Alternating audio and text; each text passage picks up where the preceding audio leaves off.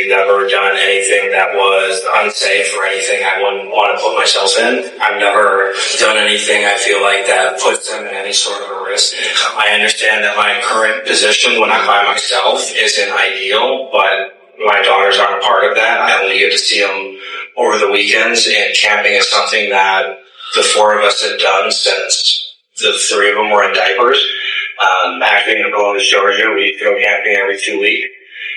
And so part of our time together is getting out into the nature and riding horses and experiencing things. And on the weekends I have not been able to provide shelter, or the weekends that I've been at the house with Whitney and the girls, because I wasn't going to try to drag them into a situation that would have been unsafe.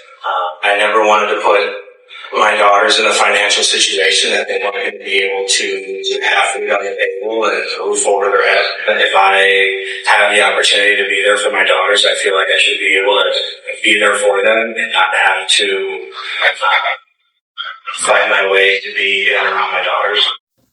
A decorated veteran, a custody battle, and a horrifying end no one saw coming. This is the tragic story of three little innocent girls. Travis Decker, the ex-husband, the father, the fugitive. Welcome back to Cover True Crime.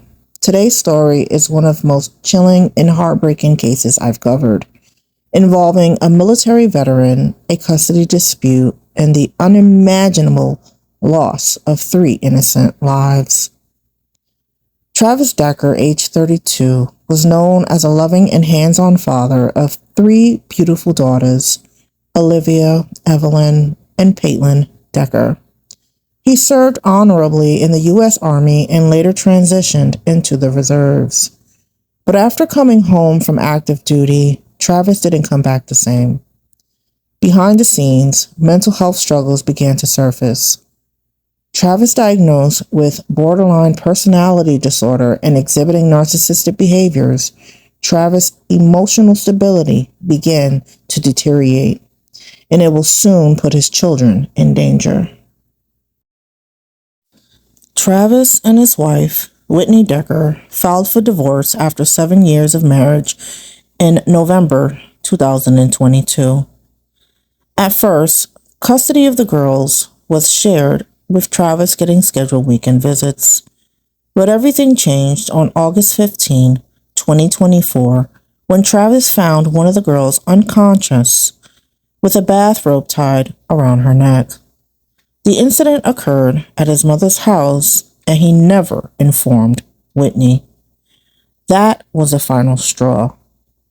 Whitney returned to court, claiming Travis lacked stability, unable to secure housing, maintain structure, or provide a safe environment.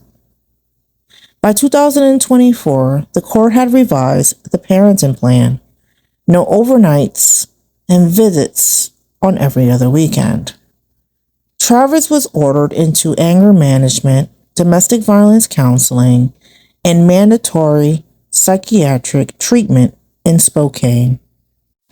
The day everything changed, May 30th, 2025. The Decker girls lived with their mom, Whitney Decker, in Washington State. It was supposed to be another routine visit. Travis picked up Olivia, Evelyn, and Paitlin for his regular unsupervised weekend visit. But when Friday evening came and went, with no calls, no drop-off, Whitney's panic set in. By Monday, June 2nd, authorities launched a full-scale search for the missing Decker girls.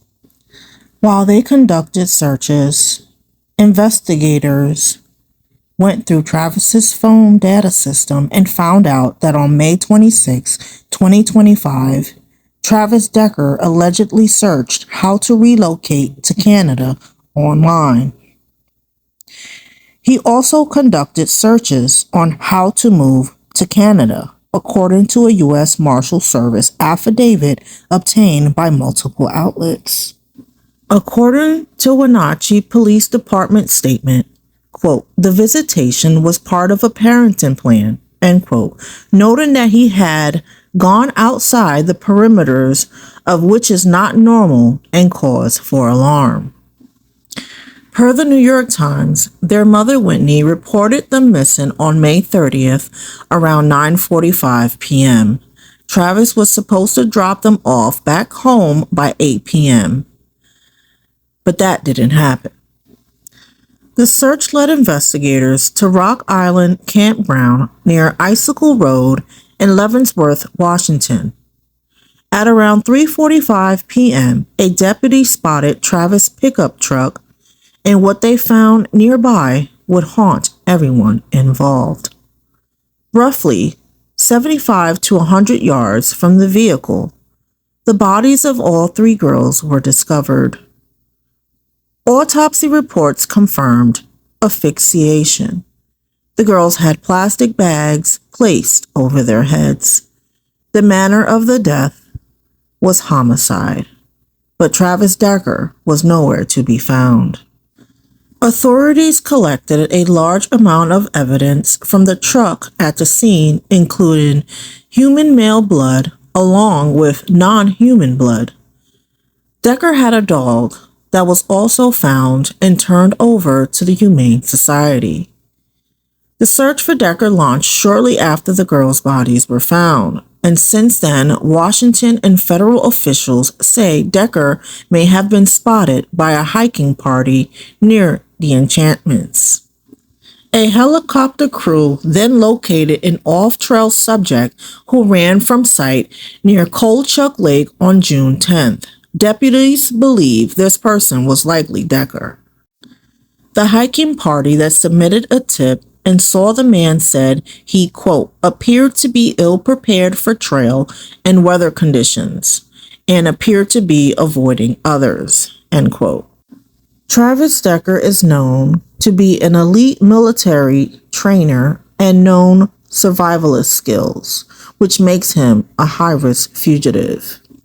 He may be armed, dangerous, and he is capable of living off-grid for long periods. As of now, Travis Decker remains at large. He is also wanted for the kidnapping and alleged murder of his 3 daughters, and the manhunt continues. If you have any information about Travis Decker's whereabouts, contact your local authorities or the National Center for Missing and Exploiting Children. What causes a loving father to turn into a suspect in the brutal murder of his own children? Was it untreated trauma, mental illness, or something much darker? This case is a tragic reminder that red flags in custody disputes should never be ignored. Stay aware, stay informed, and remember justice for Olivia, Evelyn, and Paitlin. If you found this story informative, don't forget to like, subscribe, and hit the bell for more real-life cases that matter. Until next time, please take care of yourself and be safe.